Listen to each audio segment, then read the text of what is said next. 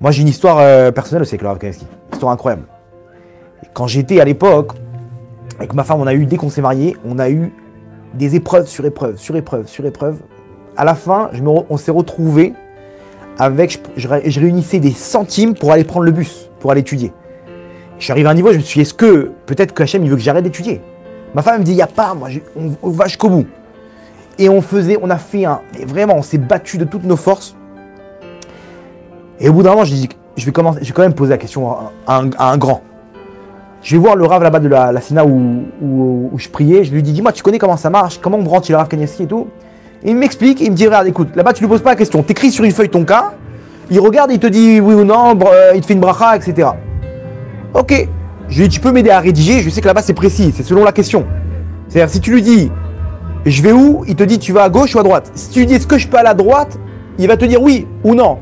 Mais peut-être que, peut-être qu'il fallait aller à la gauche. Donc, il faut bien peser ses mots. Il a rédigé avec moi le cas. Et j'attends maintenant pour passer chez lui. Maintenant là-bas, à l'époque c'était beaucoup plus accessible. Je rentre là-bas. Et en fait, comment ça se passe? Lui, il étudie. Il étudie dans son salon. Il faut rentrer par dizaines de gens, 10 personnes, une dizaine de personnes. On tourne comme ça, il lui donne la feuille, il regarde la feuille et il envoie un mot ou deux. Ok? Il dit peut-être. Il dit bracha vatzlacha. Boua. Boua, vous savez c'est quoi? Boua, c'est les initiales de bracha vatzlacha. Boua. Quand il disait boua, ça veut dire que tu as une petite bracha sympathique. Et comme il n'avait pas le temps d'étudier, donc il disait juste boua. Mais bon, quand tu avais ça, déjà, tu étais content. Tu savais que c'est bon. Tu as eu une bracha.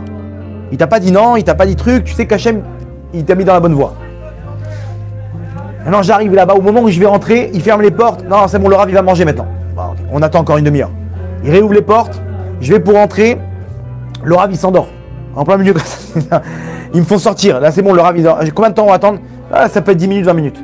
Hop, il se réveille. Allez, vas-y, rentrez. Maintenant, je rentre. Je vois, il y avait peut-être 5-6 personnes devant moi. Le premier, il pose une question, ma femme, elle va accoucher. Le bébé, il est à l'envers, machin. Qu'est-ce qu'on fait? Le Rav, il regarde la feuille. Bois. Oh, il est content, le mec. Bon, c'est bon, on a eu la bracha. Le deuxième, il passe. Ouais, les médecins, ils disent des cas de fou. Le Rav, il regarde. Oulaï. Genre, peut-être. C'est tout, genre pas plus. Le troisième, il vient, bois. Le quatrième, c'est possible. Un mot. Non, moi, je lui présente la feuille. Non, mais il regarde, il lit même pas la feuille. Hein. Regarde la feuille, il dit directement le truc.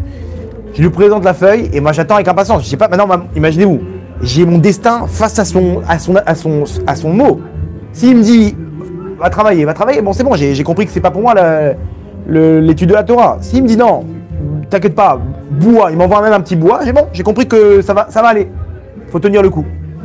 Il est avec la feuille, 1 seconde, 2 secondes, 3 secondes, 4.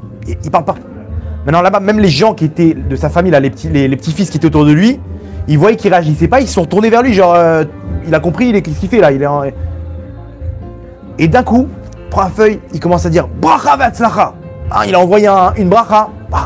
Même ceux qui étaient autour là-bas, qui étaient habitués, ils étaient choqués. Ils ont amen, ils ont tous répondu amen comme ça. Le mec, il m'a donné la feuille, il m'a dit écoute bien, je sais pas ce que t'as comme bracha, mais là, tu peux foncer. Il m'a dit c'est bon, n'aie pas peur. J'ai raconté ça à mon Rav. Je lui ai raconté Rav, comment on fait. Je lui ai dit, entre parenthèses, je lui ai dit ah oui, au fait, je suis parti voir le Rav Kanievski. Il me dit ouais, qui t'a dit quoi? Il t'a dit quoi? Je lui raconte. Il m'a dit écoute-moi bien. Il m'a sorti 100 shekels. Il m'a dit voilà, moi j'investis sur toi, c'est bon. N'aie peur de rien, fonce. Et vraiment, de là, tout est reparti. Une bracha, vraiment, c'était.